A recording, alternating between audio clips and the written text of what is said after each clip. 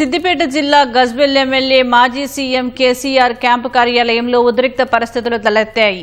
MLA camp కార్యాలయంలోకి DCC అధ్యక్షురాలు ఆంక్షారెడ్డి ఆధ్వర్యంలో కాంగ్రెస్ కార్యకర్తలు భారీగా చొచ్చుకు వెళ్లారు. కాంగ్రెస్ కు అనుకూలంగా నినాదాలు చేస్తూ సీఎం రేవంత్ రెడ్డి చిత్రపటాన్ని గోడకు తగిలించారు. క్యాంపు కార్యాలయంపై దాడి చేశారని బీఆర్ఎస్ నేతలు ఆరోపించారు. ఎమ్మెల్యే క్యాంపు కార్యాలయంపై దాడిని నిరసిస్తూ పోలీస్ స్టేషన్కు ర్యాలీగా వెళ్లారు. బాధ్యులపై కఠిన చర్యలు తీసుకోవాలని గజ్వేల్ నియోజకవర్గ బీఆర్ఎస్ ఇన్ఛార్జ్ వంటేరు ప్రతాప్ రెడ్డి పోలీసులకు ఫిర్యాదు చేశారు. ఉద్రిక్తతలు చెలరేగకుండా పోలీసులు బందోబస్తు ఏర్పాటు చేశారు.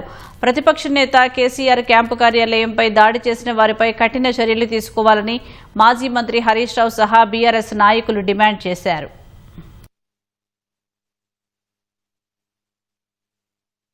ఓ ప్రతిపక్ష నాయకుడి ఇంటి మీద దాడి చేసి అద్దాల వల్ల కొట్టి లోపలికెళ్ళి ఫోటో పెట్టి ఇది ప్రోటోకాలా? అసలు పోలీసులు ఉన్నారా? ఏం చేస్తున్నట్లు? కేసీఆర్ గారి కార్యాలయం దాడి చేసేసినామంటే తెలంగాణ ప్రజల గుండె మీద దాడి చేసినట్ల.